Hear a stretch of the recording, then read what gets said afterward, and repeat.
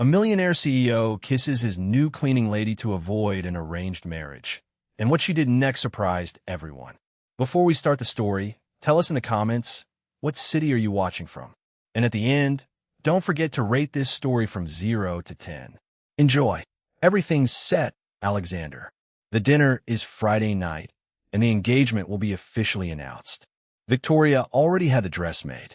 Those were Eleanor Montgomery's first words as she walked into her son's mansion, without knocking, without warning. Like always, Alexander, who was sitting on the couch reviewing contracts, slowly looked up, like someone who'd just been told they'd be stabbed with a salad fork. "What engagement?" he asked, squinting. "Yours, obviously. With Victoria. It's past time for you to grow up and stop rejecting anything that involves the word marriage. I never agreed to that engagement. I've said that already. Alexander, please. You're 28, and you have an empire to protect. Marrying Victoria is the smartest move to unite both families. You two look good together, she's presentable, and I already have a girlfriend." Eleanor's expression changed as if her son had just said he was opening a crochet shop on a pirate ship. "What?" "That's right. I'm in a relationship for a while now. And it's serious." "And who is she?" Eleanor asked, arms crossed and chin raised. Alexander looked away for a moment, and that's when he saw her. Mia Gonzalez, cleaning the chandelier in the front hallway, rubber gloves on, a cloth tied around her head, humming some song with earbuds hanging around her neck, and making funny faces. "Her?" Alexander said, pointing at Mia. "What?" "She's my girlfriend," he repeated, walking straight toward Mia. "Alexander, don't you dare." Too late. Mia turned around and didn't even have time to ask who's what. Before she felt Alex's lips on hers, he kissed her on the mouth. For real, for 3 seconds, Mia froze. By 4, she wondered if she'd fallen, hit her head, and was dreaming. On the 5th second, she pushed Alexander so hard he stumbled on his own ego. "Are you crazy?" she shouted, ripping off her gloves and throwing them on the floor. "I can explain." "No, you can't. You kissed me, in front of your mother, and I haven't even finished cleaning the chandelier." Eleanor stood there, watching in total denial.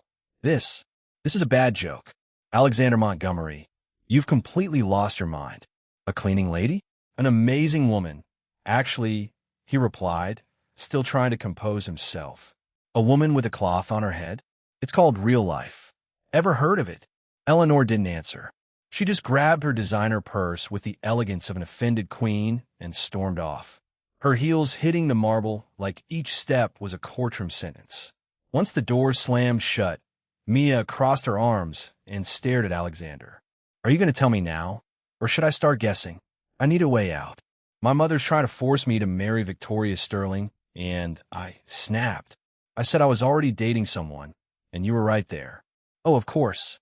I was just hanging like a bat from the chandelier. So why not make me your fake girlfriend?" It was a spur-of-the-moment thing. A spur-of-the-moment thing. If you suddenly felt like starting a new company, fine. But kissing someone out of nowhere, that's not impulse. That's invading someone's cheeks. In life. Look, I'm sorry. Really. I'll pay a bonus for the trouble. Bonus? Bonus. She grabbed the rag from the bucket and threw it at him. "Shove that bonus where the sun doesn't shine, Mr. Silvertie." She turned and stormed off toward the service wing, fuming. Alexander stood frozen, the rag slipping off his shoulder, heart slightly racing. And it wasn't because of his mother. In the back laundry room, Donna, Mia's coworker, was folding sheets when she saw her walk in, hair messy, face flushed. "Did something happen?" "Something? The boss kissed me." "Huh. That's right, in the middle of the lobby with his mother watching. He said he needed to escape an arranged marriage, and I was a good excuse." "And how did you feel?" "Meowed. Angry. Curious. Confused." "And the kiss?" Mia went quiet for 2 seconds. "Tasted like expensive toothpaste and a bit of arrogance." "Did you like it?" "I liked wanting to punch him. But I admit, maybe, just maybe, my heart skipped a beat. But it was just a reflex like sneezing, I know. And if he comes back again with his girlfriend and kiss thing, I'll smack him with a mop with flair." "Absolutely." They both burst out laughing. On the other side of the mansion, Alexander was watching through the hallway camera. a slight smile on his lips. Maybe, just maybe, that cleaning lady was more interesting than any heiress in a custom-made dress. The next day, Mia showed up to work earlier than usual, but with twice the grumpiness. With each step, she promised herself she wouldn't even look at that impulsive CEO's face. But that promise lasted exactly 35 seconds, until she saw Alexander Montgomery leaning against the kitchen doorframe, coffee in hand, with a smirk on his face. "Good morning, temporary girlfriend. Sleep well?" he teased. "I dreamt I was shoving a duster into your arrogance. Wanting to draw you a picture? I'm not your girlfriend. What happened yesterday was your meltdown. Count me out." Alexander stood up straight, placed his mug on the counter, and walked toward her. "Mia, listen. I know it was weird. Okay, it was bizarre. But I have a real problem with this engagement thing, and now my mother believes I'm in a relationship with you. If you agree to pretend to be my girlfriend for 1 week, just until I sort this out, I'll pay you." "You'll what?" Mia crossed her arms. "You'll pay me to pretend to be your girlfriend? What do you think I am? An actress in some last-minute romance movie? No, I think you're smart enough to see a good opportunity." "Oh, sure, because pretending to be in love with a bossy, arrogant CEO full of rules is every woman's dream, right?" Alexander sighed. "Are you telling me you couldn't use a little extra money?" "Maybe I could, but I could also use a massage chair and pistachio ice cream every Friday. That doesn't mean I go around making deals with billionaires who think the world revolves around their tie." He looked at her for a few seconds. Mia stood firm, arms crossed and chin up, like she was saying, "I may be poor, but I'm not for sale." "Okay," Alexander said. "If you change your mind, let me know." He walked out of the kitchen without another word, leaving behind a heavy air of bruised pride and the smell of expensive coffee. Hours later, Mia got a call from her mother. Her younger brother, Nico, was back in the hospital. His heart condition had gotten worse. The surgery needed to happen by the end of the month, and the waiting list only moved faster when your wallet did the talking. She hung up slowly, eyes filled with tears. That evening, while mopping the hallway, she saw Alexander sitting by the fireplace, phone in hand. He looked up when he saw her. "Is the offer still on the table?" she asked. He raised an eyebrow. "Until Sunday. $5,000 for the week. It goes straight into your account. $10,000. Mia said, "What?" $10. And with a signed contract. "No surprises. No touching without permission. And I have conditions." Alexander leaned back in the chair. "Go ahead. Rule 1. Don't boss me around. I'm not your secretary. I'm not your assistant. I'm not your fancy little pet. All right? Rule 2. No comments about how I look. Not good, not bad. And don't try to dress me up like some personal makeover project. You really have a list, don't you? Rule 3. I'm doing this for my brother. If you're disrespectful, rude, or try to humiliate me, the deal's off, right then and there." "Got it." Alexander looked at her, then he reached out his hand. "Deal." Mia shook it firmly. "Great. Now, get out of my way. The floor is not going to clean itself." The next day, the relationship rehearsals began. "We need to practice how we act around others," Alexander set out in the garden. "Start by calling me honey. Would you prefer darling or little devil dressed as a prince?" "Honey is fine." She smiled. "Fake. Elegant. Defiant. Honey, have you seen my mop? I think I left it in the closet along with my patience." Alexander took a deep breath. "Mia, please. Let's try to be convincing." "Of course, sweetheart. After all, who wouldn't believe in a fairy tale romance between a cleaning lady in yellow gloves and a billionaire who's never worn the same pair of socks twice? You know what your problem is? A natural gift for sarcasm? A real issue with authority." She stepped closer with a mocking smile. "And you got a real problem with people who don't bow down. That's why you're annoyed. I wasn't born to lower my head." Alexander stayed silent for a few seconds. The truth was, no matter how frustrating she could be, he was starting to admire that fearless attitude, even if he wouldn't admit it, not even under torture. 3 days after the deal, Alexander walked into the kitchen, looking like he was about to announce the end of the world next Tuesday. "We have a dinner tonight," he said, nervously adjusting his tie. Mia stopped organizing the cleaning supplies and looked at him. "We who? Because if it's you and your guilty conscience, feel free to go without me." You and me. With my family. My mother insisted on getting to know the girlfriend. Oh, of course. Because pretending to be your girlfriend in this giant mansion wasn't enough. Now I have to perform on the main stage? Alexander sighed. It's just one dinner, Mia. You eat, smile, make a few polite jokes, and that's it. Polite jokes? You do know me, right? My sense of humor didn't come with a manners filter. Please, it's important. She looked at him for a few seconds. There was something vulnerable in the way he asked, something that didn't match his usual controlled attitude.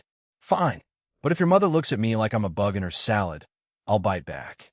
And you'll have to deal with the consequences. Deal. At 6 o'clock sharp, Mia came down the main staircase wearing dark jeans, a white top with a fun print, a simple jacket, and a pair of worn but clean boots.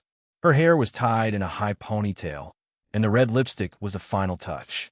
Alexander waited in the hall, wearing a dark suit that probably cost more than her yearly salary. When he saw her, he hesitated for a moment. You look fine, Alex said, offering his arm. Thanks for the overwhelming enthusiasm, she replied as she stepped down the last few steps. I hope your family isn't expecting a fashion show. They're going to love you. Alexander lied, offering his arm again. Sure, just like a cat loves a cold bath. The restaurant Eleanor Montgomery had picked was the kind of place where even the menu seemed to judge her shoes.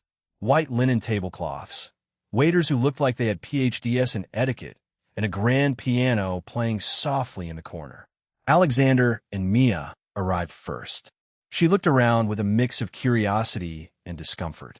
This place is so fancy it actually fixed my posture, she whispered. Don't worry, it's just expensive food on tiny plates. With this decor, I bet even the water has a last name. 5 minutes later, Eleanor Montgomery made her grand entrance, followed by a tall man with graying hair and a flawless blonde in a red dress who looked like she'd stepped out of a luxury magazine. Alexander. Eleanor greeted her son with a kiss on the cheek as cold as a business transaction. And this must be Mia. Mrs. Montgomery, Mia said, extending her hand with a polite smile. Eleanor looked at the hand as if it were a venomous snake, but shook it quickly. This is my husband, Robert Montgomery, and our dear friend, Victoria Sterling. Unlike his wife, Robert smiled warmly. A pleasure to meet you, Mia. Alexander told us you two met in a rather unusual way. Your son has a very unique way of making a first impression. Victoria stepped forward with a smile that never quite reached her eyes. What an interesting outfit, Mia. Vintage? Actually, it's from the latest Target collection, clearance season, Mia replied with good humor. But thank you for the compliment. Your dress is beautiful too. Must have cost more than 6 months of my salary. Victoria's smile twitched slightly. During dinner, Eleanor attacked with the subtlety of a tank. So, Mia, Alexander told us you work at the house. What exactly do you do? I handle the cleaning and organization. Basically, I make sure everything sparkles and smells nice. How? Practical, Eleanor said, cutting her salmon with surgical precision. Very. Especially when you work with people who make a lot of messes, Mia replied. Looking straight at Victoria, Robert chuckled quietly, trying to cover it with a sip of wine. And your plans for the future? Eleanor continued. Do you plan to stay in cleaning? For now, yes. It's honest work, and I support my family with it. I see no problem in that. Of course not, Victoria said sweetly. It's admirable how some people can be content with simplicity. Mia chewed slowly before answering. That's true. I'm easily content. I don't need much to be happy. I guess that's a talent not everyone has. Alexander watched the back and forth with growing admiration. Mia wasn't intimidated by anyone. And how did you two fall in love? Robert asked, genuinely interested. Mia and Alexander quickly glanced at each other. It was instant, Alexander said. Like lightning, Mia added. Only wetter. Veta? Eleanor asked, frowning. I spilled water on him my first day on the job. It was like love at first splash. Robert laughed out loud, and even Alexander gave a genuine smile. How romantic, Victoria murmured, her sarcasm obvious. I know, right? Mia replied, pretending not to notice the tone. You don't even see stories like this in the movies. Only in real life. Eleanor leaned forward slightly. And you really think you can fit into our social circle? Mrs. Montgomery, I'm not trying to fit in anywhere. I'm who I am. Whether that works for you or not, that's not my problem. Your son accepts me as I am, and that's what matters. Alexander felt something strange in his chest. Admiration, maybe, or something deeper. Well said, Robert said, raising his glass. Here's to authenticity. Eleanor did not raise her glass. After dinner, while waiting by the cars in the parking lot, Eleanor pulled Alexander aside. If you want to ruin our family's name, do it on your own.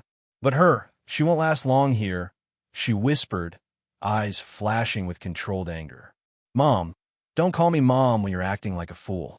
This girl isn't from our world, Alexander, and the sooner you realize that, the better. Across the parking lot, Victoria approached Mia. You did well tonight, she said with fake kindness. But that was just the warm-up. Thanks for the warning. Mia replied. But if you think I'm going to run just because the competition showed up, you're wrong. I'm not afraid of a porcelain princess. Victoria gave a cold smile and walked away. In the car, on the way back, Alexander was silent for a long time. You were amazing, he finally said. I was just myself. If that's amazing, your standards are very low. That's not it. It's just, you didn't let yourself be put down. Not even for a second. Mia glanced at him sideways. Did you expect me to bow down? I don't know what I expected. But it wasn't that. And what was that? Alexander hesitated. Brave. Authentic. Interesting. Careful, boss. At this rate, you might actually end up liking me for real. He smiled but didn't answer. Because honestly, that possibility was starting to not seem so impossible after all. The morning after the disastrous dinner, Mia arrived at the mansion determined to keep things normal. After all, pretending to be Alexander Montgomery's girlfriend was just a temporary job, and the home, you either fixed it yourself or went without. There wasn't money to call a technician for every little problem. She unplugged the toaster and began examining the cord. The problem seemed simple, just a few loose wires that needed reconnecting. Easy fix. I'm just going to take a quick look here, she whispered, unscrewing the back panel. What Mia didn't realize was the outlet was faulty. Even with the toaster unplugged, there was still current running through the cord. When she touched the exposed wires with a wet screwdriver, the shock was instant. An electric jolt ran through her arm, making her scream and fall backward, knocking over a metal pan that crashed loudly to the floor. Alexander was in his office when he heard the noise. First the scream, then the crash. He dropped his papers and ran toward the kitchen, his heart racing for reasons he couldn't explain. He found Mia on the floor, holding her left arm and breathing hard. She was pale, and he could see a small red burn on her hand. Mia? What happened? He knelt beside her, gently touching her shoulder. The toaster was broken. I thought I could fix it, she said between short breaths, clearly in pain. Alexander looked at the broken appliance and exposed wires. You got an electric shock. Can you get up? I think so. She tried to stand but wobbled. The shock had left her legs weak. Without hesitation, Alexander lifted her in his arms, ignoring her protests completely. Hey, I can walk. Don't be stubborn now, Mia. I'm taking you to the hospital. Hospital? It was just a little shock. No need for all this drama. Your hand is burned and you can barely stand. We're going to the hospital. End of discussion. During the 15-minute drive to the emergency room, Alexander drove with a tension he hadn't felt in years. He glanced at Mia in the passenger seat every time they stopped at a red light, checking if she was okay. Stop looking at me like I'm about to die, she said, noticing his concern. I've had worse shocks trying to fix my mother's apartment shower. That doesn't comfort me at all. You're way too tense for someone just playing the part of a fake girlfriend. Alexander was silent. She was right. The worry he felt went far beyond any contract obligation. At the hospital, he insisted on staying with her in the exam room, even when she said she could go alone. He stood by the bed while the doctor checked her burn and asked questions about the accident. Lucky the shock was quick, the doctor said. The burn is superficial. I'll apply some ointment and dress it with gauze. It'll be good as new in a week. After treating Mia's hand and giving care instructions, the doctor left, leaving them alone in the room. See, I told you it wasn't serious, Mia said, shaking her bandaged hand. You could have been seriously hurt. Why didn't you call me to fix the toaster? Because I know how to fix things. Always have. And because you'd probably call a technician who'd charge $200 to replace a 5-cent wire. Alexander smiled lightly. You have a very practical view of life. When you grow up without money, you learn to be practical. Either you solve problems yourself, or you go without what you need. On the way back to the mansion, the silence was different. Less tense, more thoughtful. Tell me about your childhood, Alexander said suddenly. Mia looked at him, surprised. Why do you want to know? Curiosity. You always talk about handling things on your own, about not depending on anyone. That comes from somewhere. She was quiet for a few moments, staring out the window. My dad left when I was 8. Just packed up his things one morning and never came back. Tricky left my mom with 3 kids and a pile of bills to pay. I'm sorry. I was 2 back then.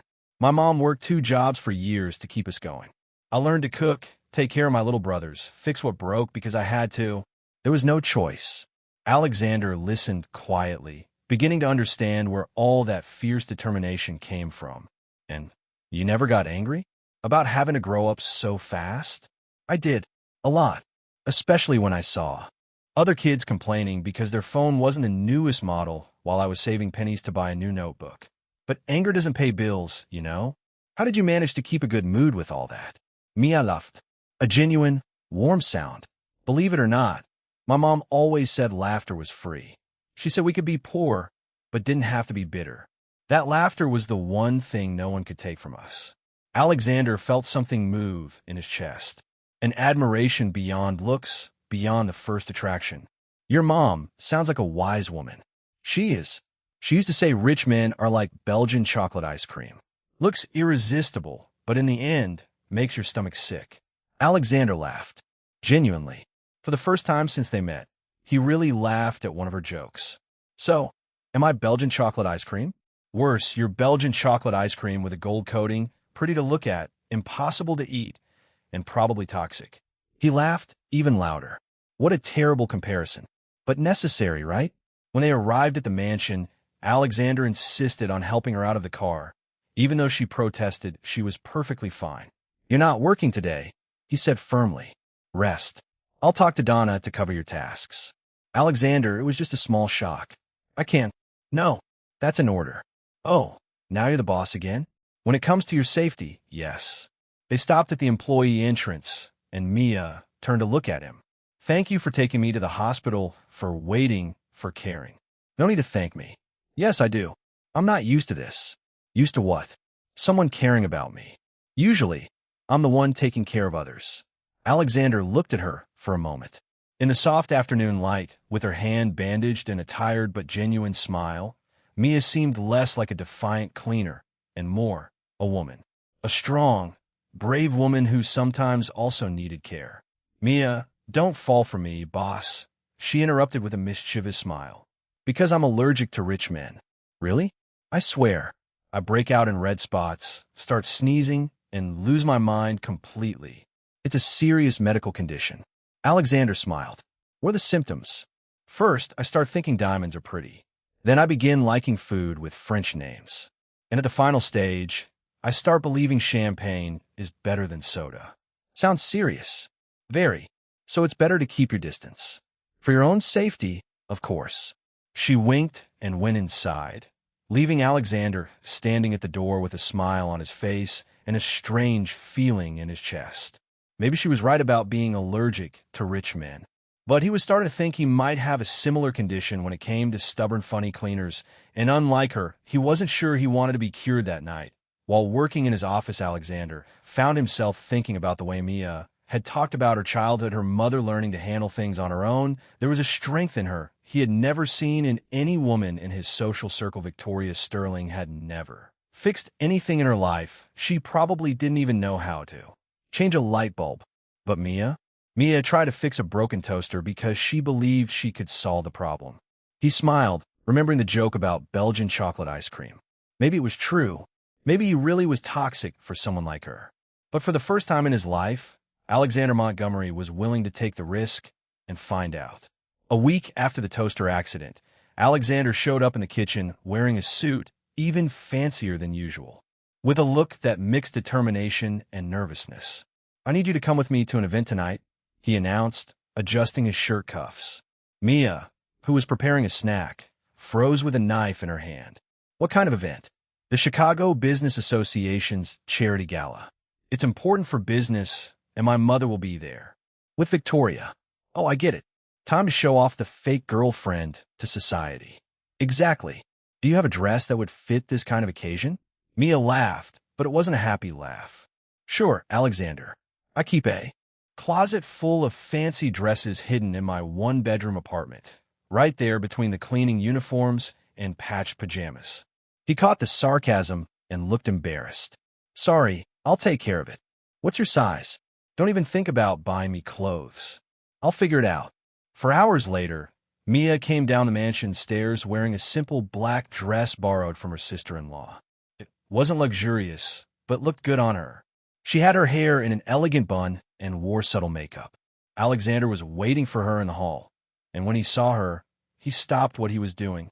You look beautiful, he said, this time sounding sincere. Thank you. You look tolerable. He laughed. Just tolerable? I don't want to boost that ego anymore. The event was held at Chicago's most luxurious hotel.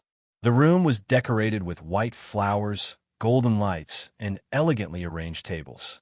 Men in tuxedos and women in expensive dresses moved around with champagne glasses, talking about business and charity. As soon as they walked in, Mia felt all eyes turn to them, or rather, to her, and they were not admiring looks.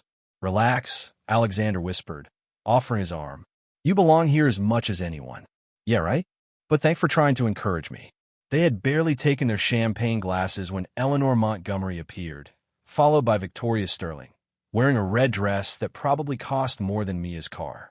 Alexander, dear, Eleanor greeted, kissing her son's cheek without taking her eyes off Mia. What a surprise to see you here, Mia. Good evening, Mrs. Montgomery. The event is beautiful. Yes, isn't it? Of course, you probably aren't used to this kind of environment. Before Mia could answer, Victoria approached with a poisonous smile. Mia, that's an interesting dress. Vintage again? Actually, it's borrowed, but thanks for noticing. Your dress is lovely too. Must have cost enough to feed a family for a month. Victoria's smile faltered. During dinner, the barbs continued. Victoria made comments about people who don't know social etiquette, while Eleanor asked things like, have you been to events of this level before? In a tone that made it clear she knew the answer. Mia endured it all with dignity, responding with humor when she could and ignoring it when it wasn't worth it. But the limit came when they went to the women's restroom. Do you really think you can keep up this act? Victoria asked, reapplying her lipstick in the mirror. What act? Mia replied, washing her hands. Please, a cleaner dating Alexander Montgomery? Everyone here knows that's ridiculous. You're just a temporary distraction. Whether I'm temporary or not is none of your business. Of course it is. I've known Alexander for years. I know what he likes, what he needs, and it's definitely not an employee pretending to be something she's not. Mia turned to face her. You know what I find interesting, Victoria? You're so worried about me. You forgot to ask why Alexander chose a simple cleaner over a porcelain princess like you. Victoria blushed. When he gets tired of this childish game, I'll still be here, just like I've always been. Well, good for you. Must be comfortable living off hope. When they returned to the ballroom, Alexander immediately sensed that something had happened. Victoria's face was tense, and Mia seemed quieter than usual. Everything okay? He whispered to Mia. Perfectly, but it wasn't. For the rest of the evening, Alexander noticed how the other guests looked at Mia, how they whispered as she walked by, how they deliberately left her out of conversations. The breaking point came when a drunk businessman approached their table. Montgomery, so this is the famous girlfriend? He said loudly, attracting attention. Gotta admit, it's a big shift from socialites to the help. The silence that followed was deafening. Alexander slowly stood up, wearing an expression Mia had never seen before. What did you just say? Oh, come on, Alex. Everyone here knows who she is. No need to pretend. You're going to apologize now? Alexander, you don't have to, Mia murmured, touching his arm. Yes, I do. He stared coldly at the man. You just disrespected my girlfriend. That's unacceptable. Man, I was just apologizing or leaving, your choice. Realizing he had crossed the line, the man mumbled a reluctant apology and walked away. Alexander sat back down, but Mia was already standing. "I'm going to get some air," she said, heading toward the terrace. He followed her. Out on the terrace with the city lights glowing in the distance, Mia leaned on the railing, taking deep breaths. "Thank you," she said as he approached, "for standing up for me in there." "No need to thank me." That guy was completely out of line. But he wasn't entirely wrong either. "What do you mean?" Mia turned to face him. "Alexander, let's be honest. I don't belong in that world. I never will. And you know that. That doesn't give them the right to treat you badly." "No, it doesn't, but it doesn't mean things are going to change either." They stood in silence for a few moments, looking out at the city. "Why did you do it?" Mia asked. "Why did you defend me?" Alexander hesitated. Because they were wrong. And you didn't deserve that. That's the only reason?" He looked at her, and there was something different in his eyes. "No, not the only one." "Then what?" "I don't know how to explain it, Mia. You came into my life and turned everything upside down. In a good way. In a frustrating way. In a way that's got me all confused." She stepped a little closer. "Confused how?" "Confused like, why do you make me want to laugh and punch a wall at the same time?" Mia smiled. "Maybe because you've never met anyone who wasn't afraid of you." Maybe. They were very close now. Alexander could smell her perfume, see the tiny freckles on her nose. The makeup hadn't fully covered. "Mia." "Alexander." For a moment, the world stopped. They leaned in toward each other, and Mia could feel his breath on her face. "There you are." Eleanor's voice made them jump apart. The event's ending. "Time to go." Alexander sighed, frustrated.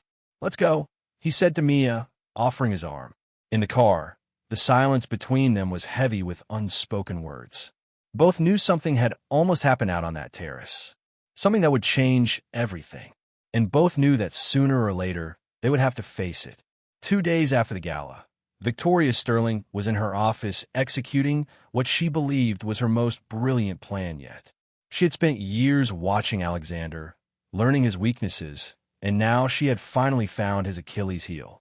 That defiant little cleaner, who had done something no woman before her had, genuinely caught his attention. Victoria picked up the phone and dialed Marcus Webb, a businessman known for his shady reputation and his willingness to do favors in exchange for future benefits. "Marcus, it's Victoria. I need a favor, one that could be very profitable for both of us." 2 hours later, Marcus called the Montgomery mansion asking to speak with Mia Gonzalez. He said he had heard about her skills and organization and wanted to hire her for a private job at his hotel, a job that would pay $500 for just 2 hours of work. For Mia, still thinking about her brother's surgery, the offer sounded like a blessing. "I just need you to organize a few documents in my office at the hotel. Nothing major room. 204 Grand Chicago Hotel today at 3 o'clock." Mia accepted without hesitation. What Mia didn't know was that Victoria had hired a photographer to be in the hotel hallway at the exact moment she walked into the room, and Marcus had been told to wear a bathrobe, as if he had just stepped out of the shower. When she arrived at 3:15 p.m., Alexander received an envelope in his office. Inside were 3 photos: Mia entering room 204, Mia talking to Marcus Webb at the door while he wore a robe, and one photo where it looked like they were getting close to each other. Along with the photos was a note: "Thought you should know the kind of woman you've been defending. A concerned friend." Alexander stared at the photos, feeling sick to his stomach. First came disbelief, then anger, and finally a kind of pain he hadn't expected. When Mia returned to the mansion at 5 o'clock, she found Alexander waiting for her in the hall, holding the photos, with an expression on his face she had never seen before. "Where are you?" he asked, his voice far too controlled. "Working." "Why do you ask?" He tossed the photos onto the coffee table. "Working where exactly?" Mia looked down at the photos, and the blood drained from her face. "Alexander, I can explain." "Can you?" "Great. Then explain why you were in Marcus Webb's hotel room this afternoon." "He hired me to organize some documents." That's all it was. Documents. In his hotel room, with him in a bathrobe. He said he'd just come back from the gym. I didn't know he'd be dressed like that. I didn't even go inside properly. I left right away. "Mia, please, don't treat me like a fool." "I'm not. I'm telling you the truth." Alexander turned his back on her. "You know what's pathetic? I actually believed you were different. that there was something real between us. The words hit Mia like a punch to the stomach. Alexander, you can't be serious. You really think I don't know what to think. These pictures speak for themselves. These pictures don't show anything. I was there for 5 minutes. 5 minutes you didn't bother to mention when you got back. Because I didn't think it mattered.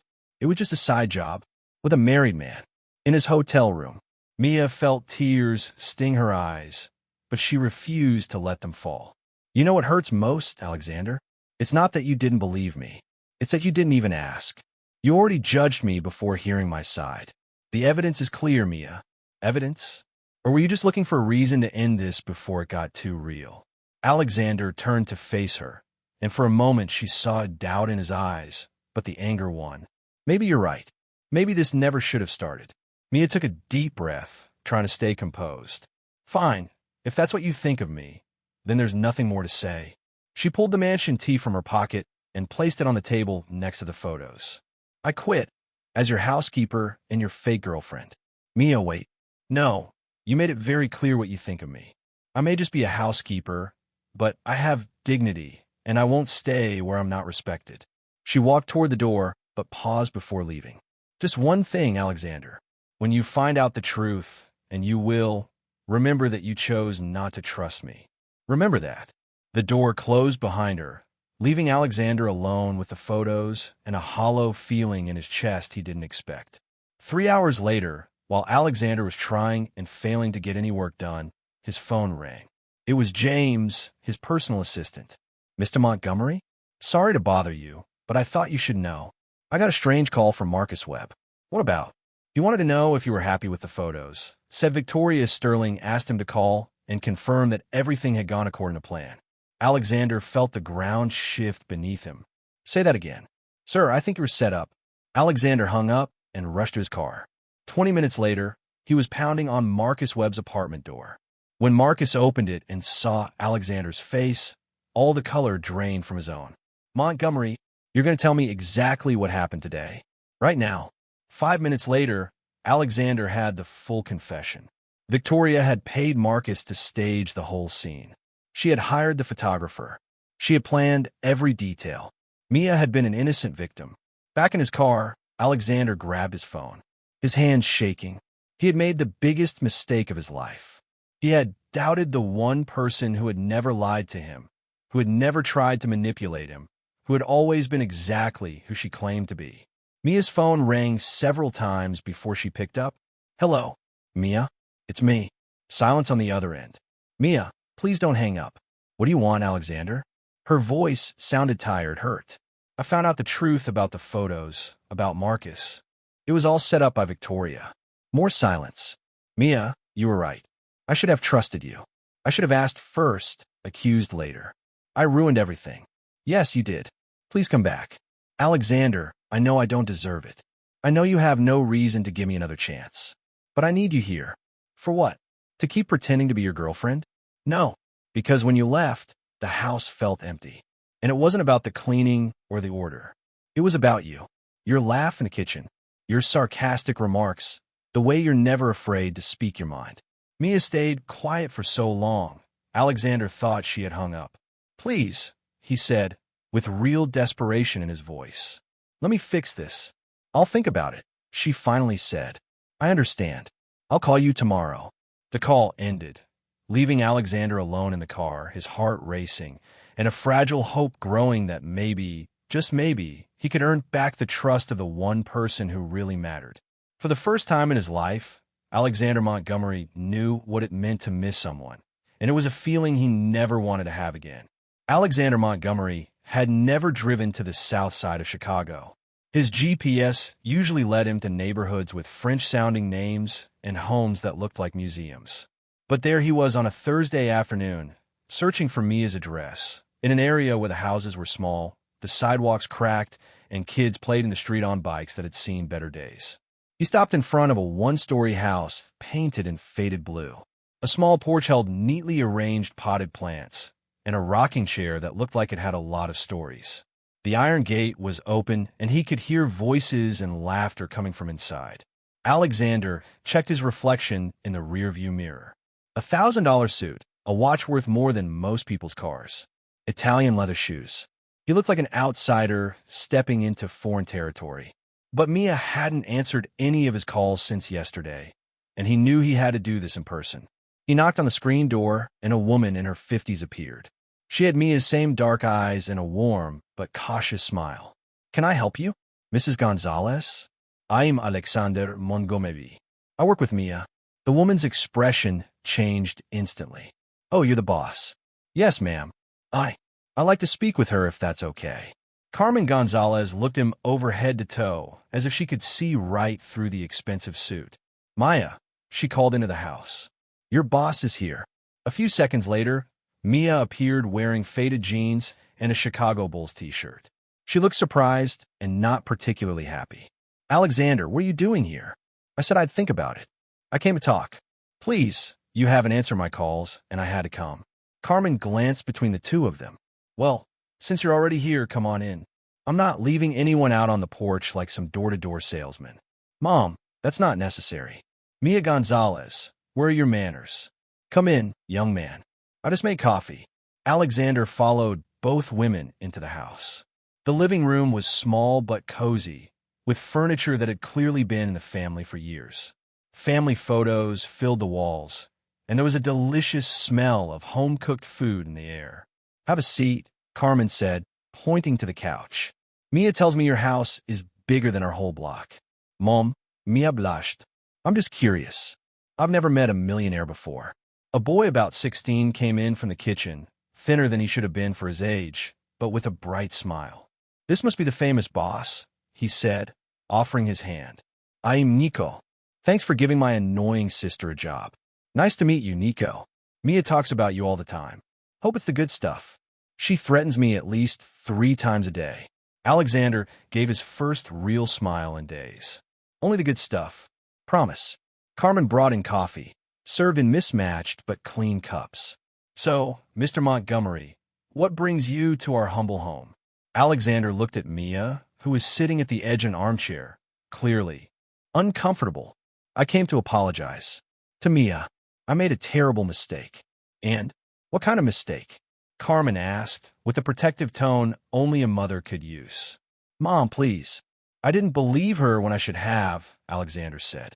"Someone set her up to make it look like she was doing something wrong, and I believed the fake evidence instead of trusting her." Carmen crossed her arms. "So now you want her to go back to working for you?" "Yes, but not just that. I want to make things right, because she didn't deserve what I did." Nico leaned forward. "What exactly did you do?" "Nico," Mia murmured. "No, let him answer. If he made my sister cry, I want to know why." Alexander looked at Mia, surprised. "You cried? That's not important." "Yes, it is," Carmen said. "Mia doesn't cry easily, not even when she broke her arm at 12. Alexander felt a deeper stab of guilt. "I'm sorry, I truly am." At that moment, a pot made a noise in the kitchen, and Carmen got up. "Dinner's almost ready. Do you eat chicken and rice, Mr. Montgomery?" "Ah, yes." "Great, stay for dinner. That way you two can talk properly." "Mom, he probably has other plans." "I'd love to stay," Alexander said quickly, "if it's no trouble." An hour later, Alexander was sitting at a small wooden table that barely fit 4 people, eating rice, roasted chicken, and salad on mismatched but clean plates. Carmen was telling embarrassing childhood stories about Mia. Nico talked about his plans to study engineering once his health improved, and Mia went back and forth between laughing and being mortified. And then she decided she'd fix the iron all by herself, Carmen was saying. She was 8 years old, nearly electrocuted the whole house. "Seems like a pattern," Alexander said, looking at Mia. "She tried to fix my toaster last week." "And how did that go?" "She got shocked, and I had to take her to the hospital." Mia, Carmen and Nico said at the same time. "It wasn't that bad." Mia defended herself. After dinner, while Carmen and Nico went to the living room to watch their show, Mia started washing the dishes. Alexander stood up from the table. "Let me help." "You don't have to. I want to." They stood side by side at the small sink, Alexander washing and Mia drying. It felt intimate in a way he wasn't used to. Simple. Real. "Your family is amazing," he said. "They're all I've got. That's why I work so hard. That's why I take extra jobs, even when they turn out weird." Mia, about that. You really thought I was the kind of person who'd get involved with someone for money? Alexander stopped washing a plate. No, not logically, but when I saw those photos, I panicked because I was starting to feel something real for you. And it scared me. Mia stopped drying. Something real? Yes. And when I thought maybe you were just playing me, I chose to believe the lie rather than risk being a fool in love. In love? Alexander realized what he just said and looked away, unsure. Maybe. I don't know. You confuse me. Mia laughed. It was a soft, genuine sound. You're strange, but you're starting to be a little less unbearable. That's it. That's a big step. A week ago, I thought you were completely unbearable. They finished the dishes in a comfortable silence. When Mia put away the last plate, Alexander gently touched her arm. Do you forgive me, truly? She looked at him for a long moment. One condition. What is it? Next time someone comes to you with stories about me, you ask me first, always. Deal. And one more thing. Go ahead. You're back to being just my boss. That's it. I'm done pretending to be your girlfriend. Alexander felt a twinge of disappointment. Why? Because it's getting too complicated. And because, if this ever turns into something real, I want it to be because you chose it, not because you needed a fake relationship to avoid an arranged marriage. He smiled. That makes sense. Good. So do you agree? I do. But can I ask one thing? Sure. If I do you choose it? Would you consider it? Mia smiled but didn't answer. Let's see if you can go 1 week without driving me crazy first. When Alexander left the Gonzalez home, that night he knew 3 things. First, that he had just met the most welcoming family he'd ever known. Second, that Mia Gonzalez was even more special than he had thought. And third, that he was completely, hopelessly falling for her. And this time, he wasn't afraid to admit it. The next morning, Mia returned to the Montgomery mansion with a strange feeling in her chest. It was like coming back to a familiar place that had quietly changed while she was gone. Alexander met her at the door, wearing jeans and a casual shirt, a rare sight that almost made her ask if he was feeling okay. Good morning, he said with a hesitant smile. Good morning, boss, she answered, stressing the last word. About that, I've got a problem. Mia sighed. What kind of problem now? My mother planned another dinner for Saturday with Victoria and her whole family. Apparently, our reconciliation needs to be celebrated publicly. Reconciliation? She thinks we broke up and got back together, which technically is true. Mia crossed her arms. Alexander, I told you I didn't want to pretend to be your girlfriend anymore. I know, but it's just one more time. After that, I'll tell her the truth. I promise. And what if she freaks out? Let her. I should have faced this from the start instead of dragging you into it. Mia studied him. Something about him was different. Less arrogance, more vulnerability. All right, but this is the last time and no drama this time. No drama. That afternoon, while Mia was organizing books in a library, Alexander showed up at the door with an almost shy look on his face. Want to see something? That depends. Is it cool or is it weird? A little of both.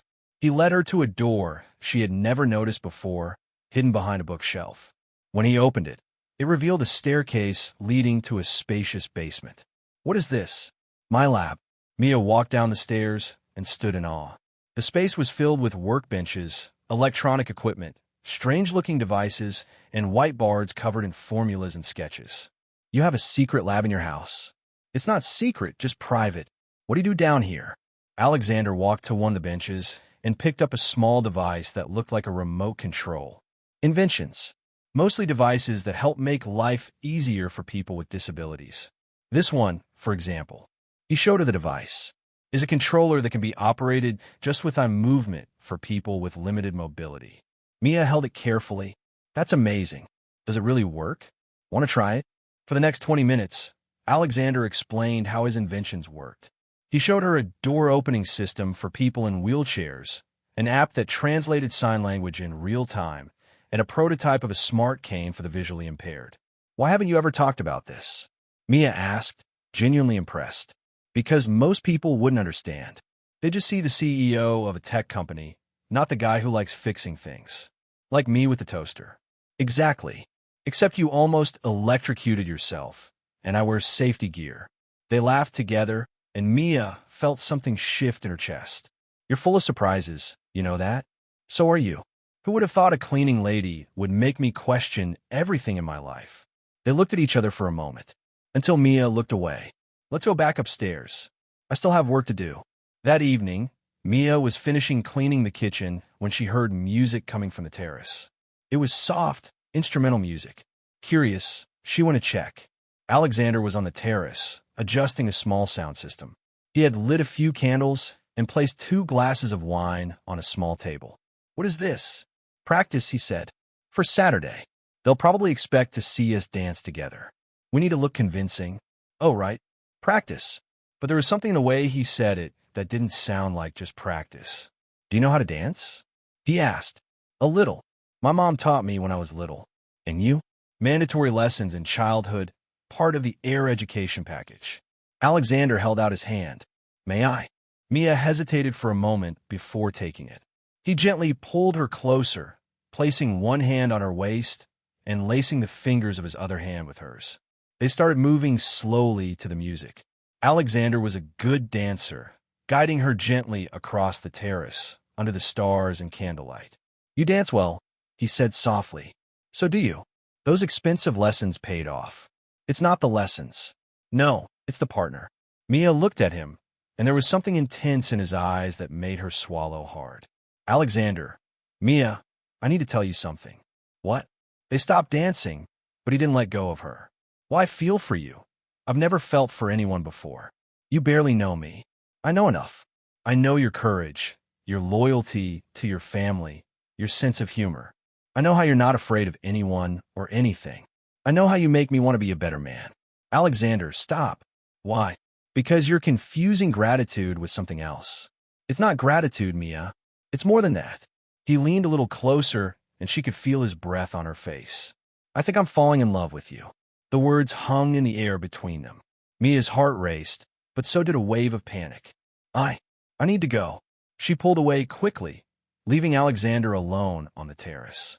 In her small room in the staff quarters, Mia sat on the bed and covered her face with her hands. Her mind was spinning. For weeks, she had convinced herself this was just a job, that Alexander Montgomery was just her temporary boss, that she was there for Nico's surgery money, and that all of it, every bit, was pretend. But when he looked at her that way, when he laughed at her jokes, when he showed her his secret lab like he was sharing a piece of his soul, when he said he was falling in love, the problem is I'm starting to really like him, she admitted to herself. And that terrified her, because Alexander Montgomery lived in a completely different world, a world of mansions and gala events, of million-dollar deals and family expectations. A world where a Latina cleaning lady from the south side of Chicago didn't make sense. Sooner or later, he would realize that. Sooner or later, reality would hit, and he'd choose someone like Victoria Sterling. Someone suitable. Someone from his world. And when that happened, Mia knew her heart would break into pieces. Because no matter how much she tried to deny it, no matter how much she wanted to keep things simple and professional, the truth was she was falling in love too. And that was the scariest thing that had ever happened to her. Out on the terrace, Alexander was still standing where she had left him, looking out at the city lights. He knew he'd scared Mia. He knew he had probably said too much, too soon. But he also knew that every word he'd said was true. Mia Gonzalez had come into his life like a whirlwind, messing everything up, questioning everything, making him laugh, making him angry, and making him feel things he never thought he could.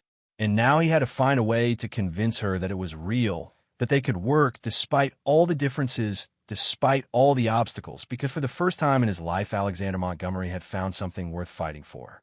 And he wasn't going to give up without trying. The bomb dropped on a Friday morning when Eleanor Montgomery showed up at the mansion with Victoria Sterling at her side and with an expression that promised war if anyone pushed back. Alexander was having breakfast when the two of them walked into the dining room like generals heading into battle. "Good morning, Alexander," Eleanor said, kissing her son's cheek with calculated coldness. "Victoria has some wonderful news to share." Victoria smiled, and there was something triumphant in her eyes. "Alexander, darling, I spoke to my father yesterday. He's willing to invest $50 million in Montgomery Tech. But of course that would only happen if our families were officially united. Alexander nearly choked on his coffee. Excuse me? Eleanor sat down gracefully. It's simple, Alexander. The company needs capital for international expansion. The Sterling family is willing to provide that capital. All we need is to formalize the engagement. I already said I'm not marrying Victoria.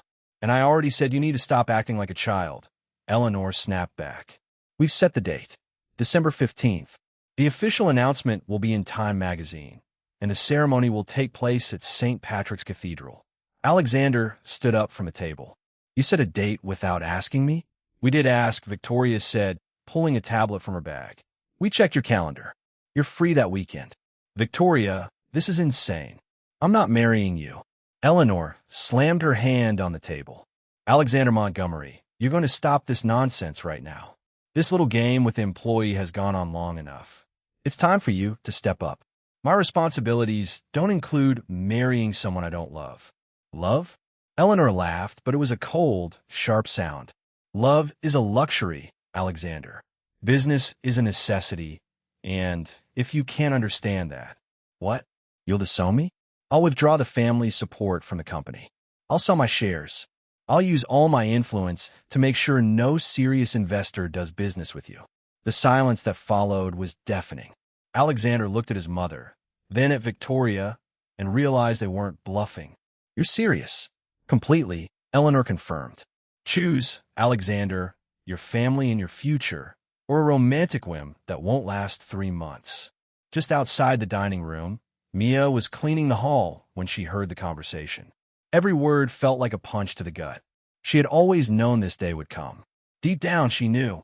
Alexander Montgomery belonged to a world where marriages were business deals, where love came after profit, where people like her were nothing more than temporary distractions.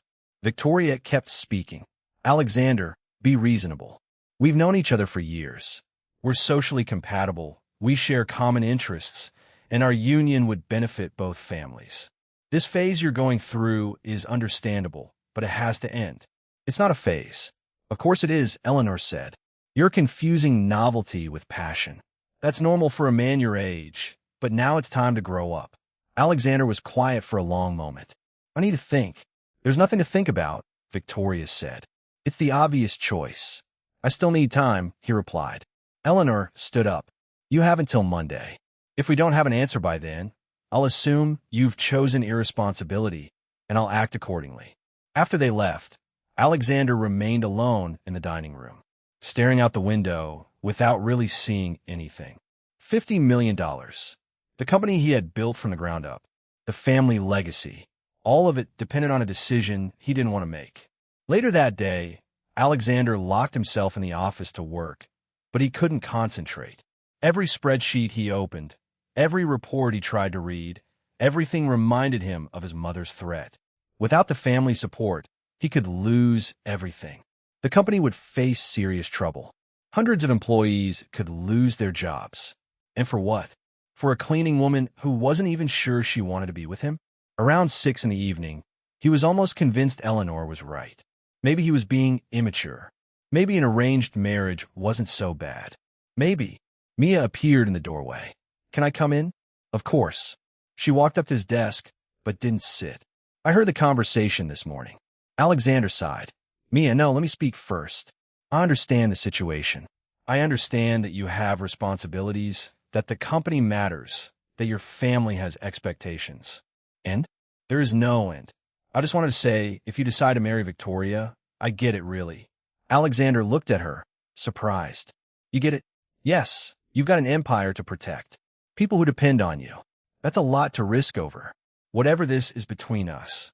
Mia, what we have is complicated, and maybe not enough to be worth all this trouble. She turned to leave, but stopped at the door. Just be happy, okay?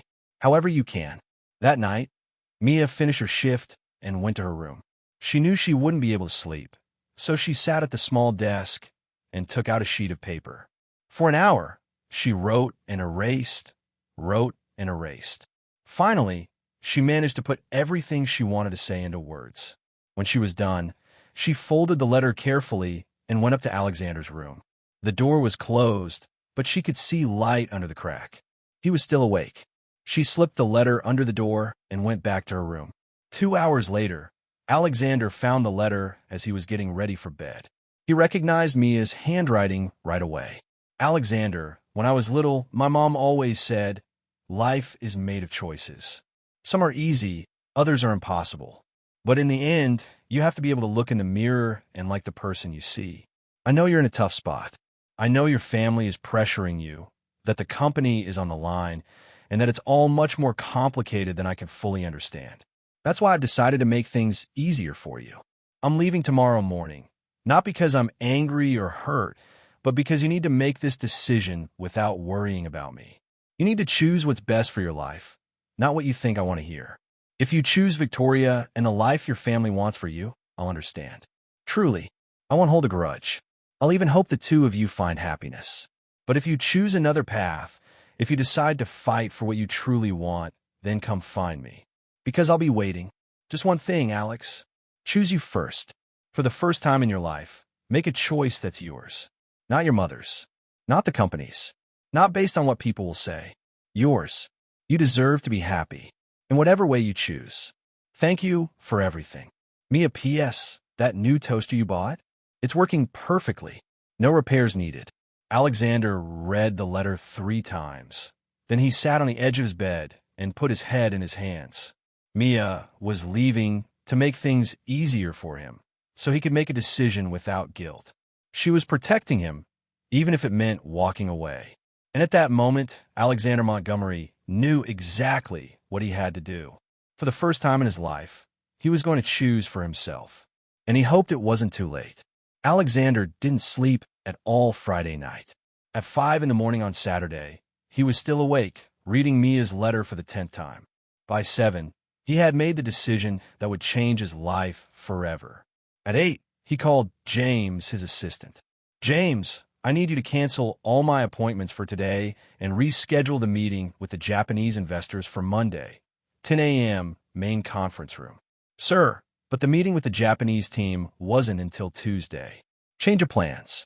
And James, I want you to invite my mother, Victoria Sterling, and all the board members. Tell them it's about the future of the company. It's urgent. Yes, sir. Anything else? Yes. Don't let Mia leave today.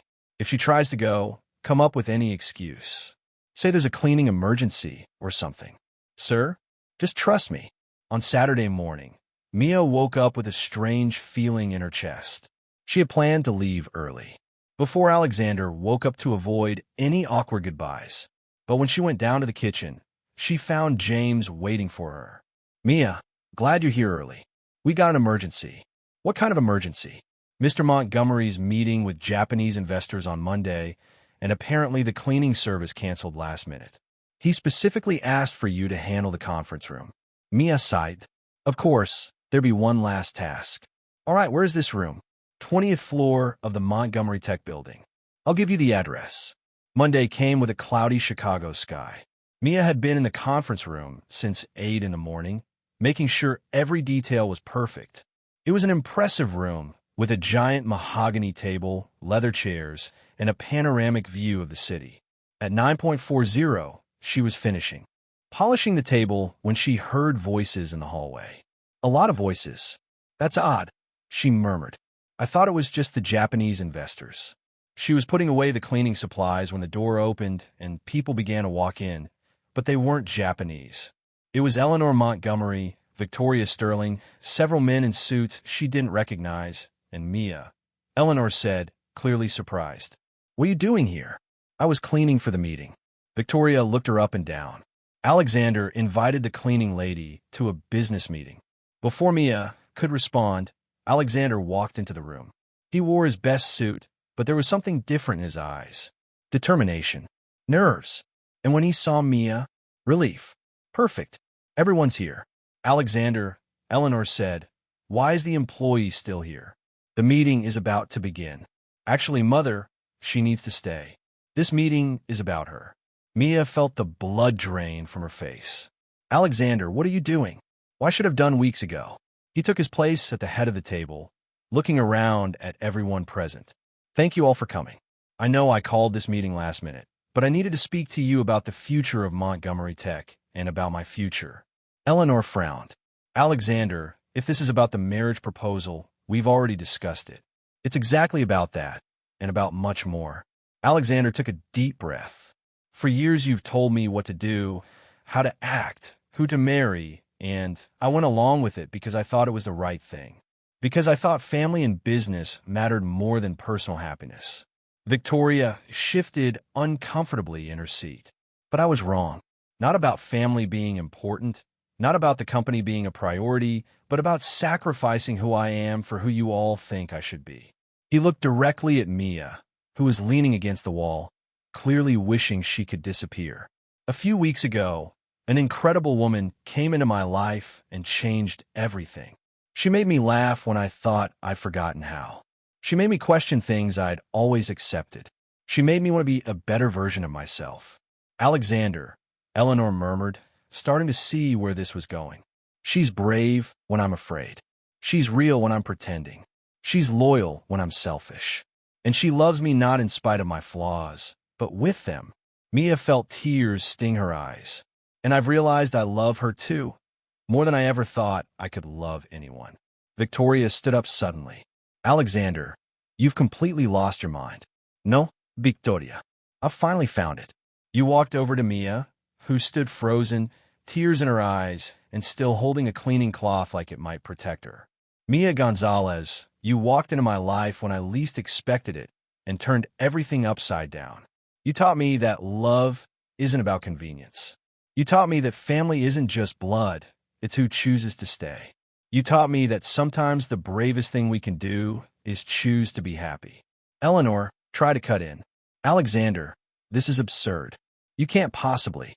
Yes, I can. And I will. Alexander dropped to one knee, right there in the conference room, in front of everyone.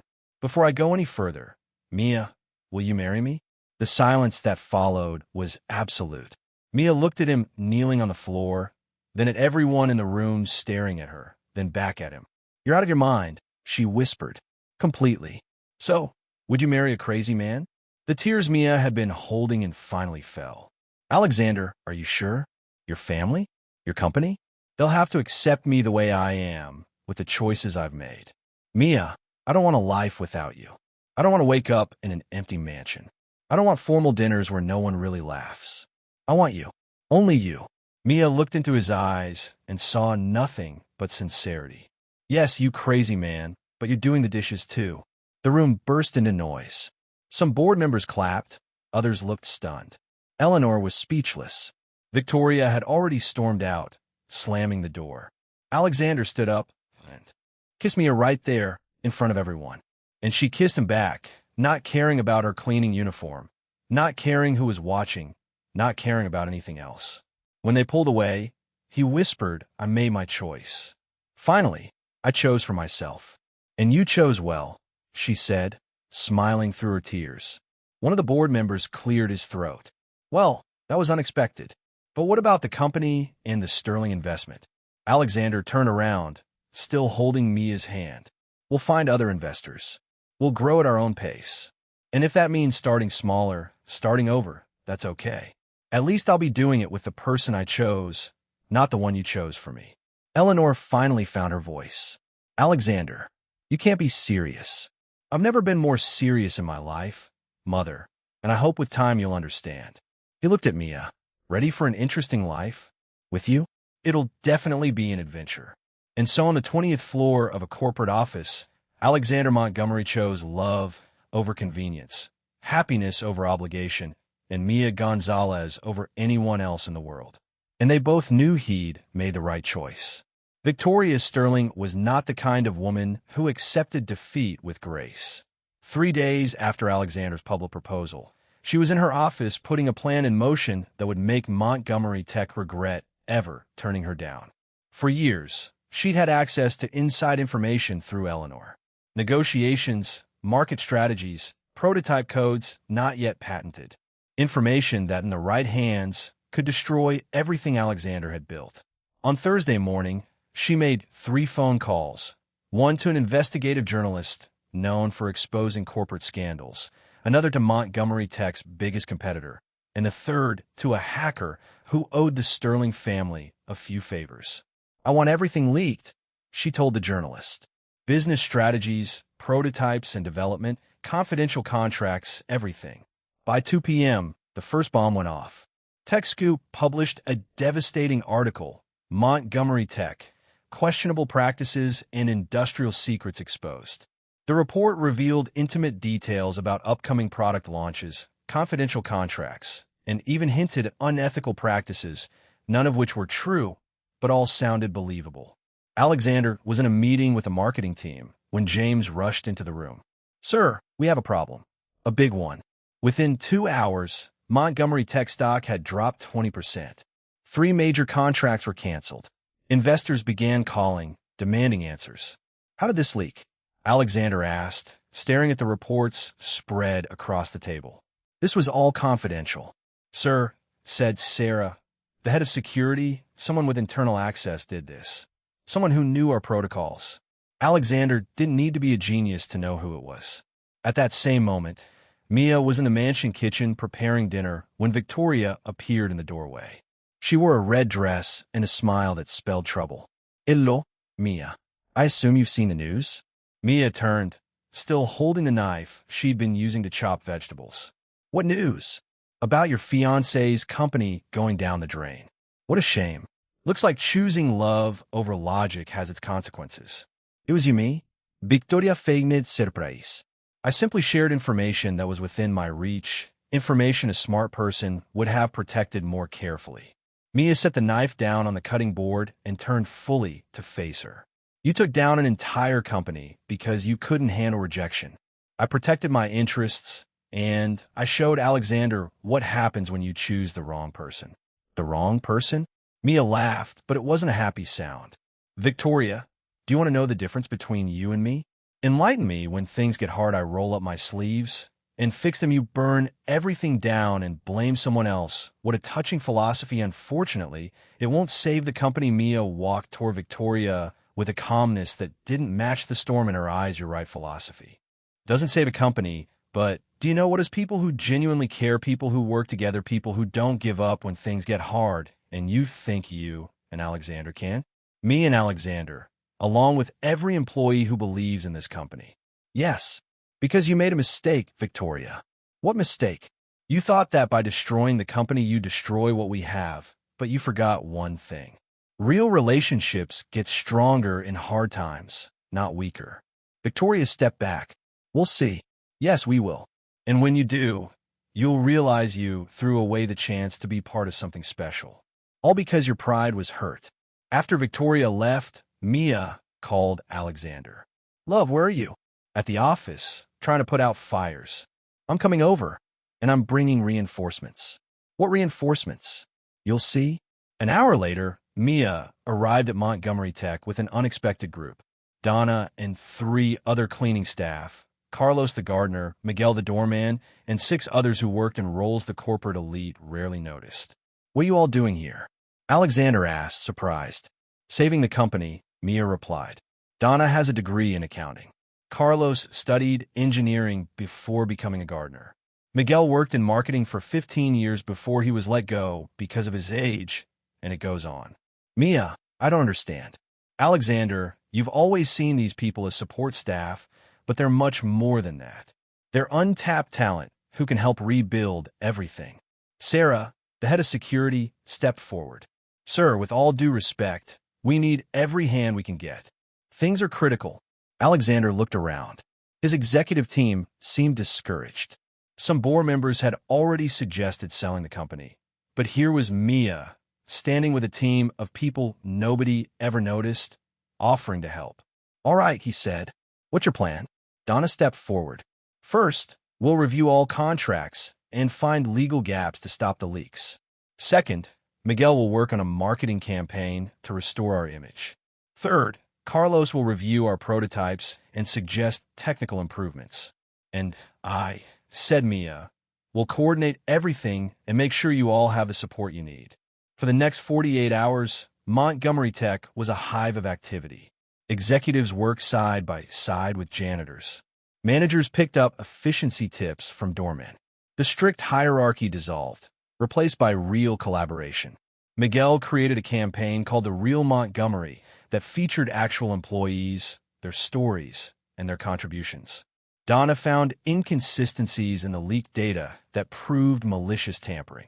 Carlos suggested 3 upgrades to the prototypes that made them even better than the versions that had been leaked. Alexander worked harder than he ever had in his life, and for the first time, he wasn't alone at the top. Mia was right there with him, organizing, motivating, solving problems with an efficiency that impressed even the most seasoned managers. On Saturday night, as the final touches to the recovery campaign were being finished, Eleanor showed up at the office. She found Alexander and Mia laughing together while going over the marketing materials, surrounded by their newly formed team that felt more like family. "How are things going?" Eleanor asked hesitantly. "Better than I expected," Alexander replied. "We're going to come out of this stronger." Eleanor watched Mia explaining something to Donna, using her hands, making everyone laugh.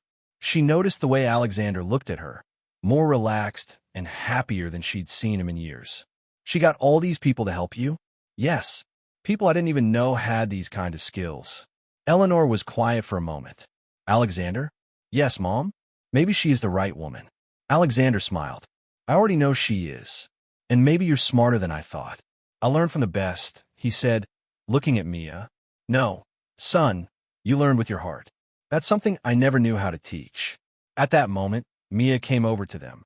"Eleanor, I'm so glad you're here. Want to see how the new campaign is shaping up?" And for the first time, Eleanor gave Mia a genuine smile. "I'd love to." Montgomery Tech didn't just survive Victoria's attack. It came out stronger, more united, and with a new philosophy. Talent doesn't have a social class, and the best teams are the ones where everyone matters. And Victoria Sterling? She watched everything from afar, realizing too late that she had lost much more than a fiancé. She had lost the chance to be part of something truly special. 6 months after the most unexpected proposal in Chicago's corporate history, Alexander Montgomery stood before a makeshift altar by Lake Michigan, adjusting his tie for the 10th time in 5 minutes. "Stop fiddling with your tie," muttered James, standing beside him as his best man. "You're going to ruin the knot." "I'm nervous," Alexander admitted, looking at the guests settling into white chairs set up on the grass. "What if she changes her mind? What if she realizes she can do better?" "Alexander, she organized a whole team to save your company. I don't think she's going to stand you up at the altar." Across the lake, in a wooden cabin serving as an improvised dressing room, Mia was having her own nervous moment. "Mom, isn't this dress too simple?" she asked, looking in the mirror. She had chosen a white cotton dress with no sparkles or elaborate embroidery that flowed gently to her ankles. Carmen adjusted her daughter's delicate veil. "Sweetheart, you look radiant, and besides, Alexander isn't marrying the dress. He's marrying you. Are you sure we shouldn't have done something more grand?" Donna, helping with the last touches of makeup, laughed. "Mia, you're doing this exactly the way you are. Simple, real, and full of love. It's perfect." Nico appeared at the door, looking sharp in a borrowed suit, but wearing a smile worth $1 million. "Ready, sis? The groom looks like he's going to faint if you take any longer." Meanwhile, the guests settled in a mix never seen before at Chicago's high society weddings. In the front row, Eleanor Montgomery sat next to Carmen Gonzalez, the two animatedly discussing family recipes. Right behind them, Montgomery Tech executives shared space with cleaning staff, gardeners, and doormen, all dressed in their best clothes. Sarah, the security manager, was explaining to Miguel, the former doorman now leading the marketing department, how she had come to know the groom. "I worked with him for 5 years and never saw him smile as much as he has these past few months," she said. In the third row, 3 board members whispered about how the company had doubled in value since Alexander embraced operational diversity, as they pompously called his realization that smart people exist at every level of the hierarchy. The violinist, a local musician who played in the park on weekends, started playing, and everyone stood. Alexander turned and felt his heart stop. Mia was walking toward the altar on Nico's arm, who had insisted on escorting her in place of their father, who had abandoned them. She smiled that smile that had captured Alexander from day one. But there was something different now, a calmness, a deep happiness that made her practically glow. When they reached the altar, Nico kissed his sister's forehead and whispered, "Be happy, sis. You deserve it." He shook Alexander's hand firmly. "Take good care of her, or I'll come after you." "Don't worry," Alexander replied, unable to take his eyes off Mia. The pastor, a young and friendly man Alexander had found while researching casual weddings, smiled at the couple. "Welcome everyone to this special moment." Alexander and Mia chose to celebrate their love here, outdoors, surrounded by the people who matter most to them. And before we officially begin, they'd like to say a few words. Alexander took a deep breath. "Mia, 6 months ago you came into my life and turned everything upside down.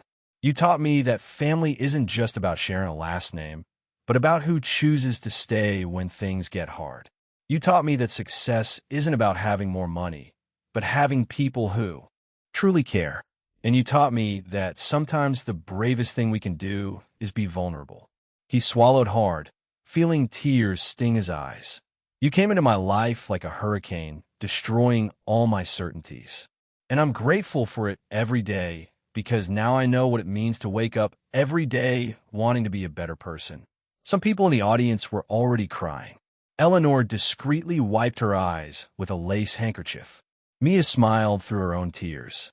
"Alexander, you're the most stubborn, controlling, and complicated person I've ever met."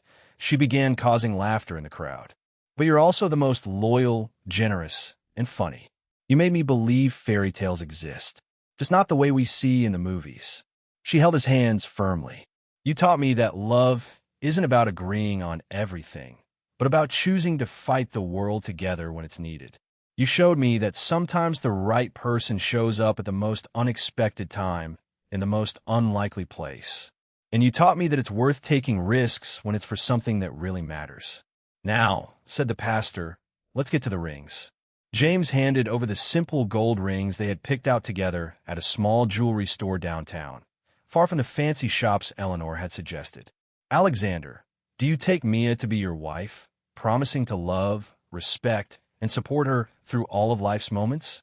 "I do," Alexander said, his voice breaking with emotion. "Mia, do you take Alexander to be your husband, promising to love, respect, and support him through all of life's moments?" "I do," she replied, slipping the ring onto his finger with hands that trembled slightly. "Then, by the power vested in me, I now pronounce you husband and wife. Alexander, you may kiss the bride." The kiss was long, passionate, and full of promises. The crowd burst into applause, cheers, and whistles. Donna shouted finally, loud enough to scare the seagulls by the lake, but the surprise came when they pulled apart. Mia took a small bag of rice from her bouquet and poured it at Alexander's feet. "What are you doing?" he asked, laughing. "It's a family tradition," she explained. "Rice means prosperity, and it also means you're still my boss. But now I'm in charge of the heart of the company." Alexander laughed out loud and kissed her again. "Always in charge, huh?" "Always." The celebration that followed was a wonderful mix of cultures, social classes, and traditions. The band played everything from classical waltzes to Latin salsa. Eleanor danced with Carlos the gardener and found out he was a great partner. Carmen taught merengue steps to 3 suited executives who had more fun than they had in years. Mia and Alexander opened the dance with a simple waltz, but soon they were surrounded by all the guests in a group dance that mixed elegance with relaxation. "Happy?" Alexander asked, spinning Mia as everyone clapped. "Happier than happy. Complete. Even knowing you'll have to put up with me every day, especially knowing that when the music ended and they kissed once more under the golden sunset over Lake Michigan, surrounded by people who truly love them." Alexander Montgomery and Mia Gonzalez Montgomery knew they had found something rarer than any fortune they had found each other.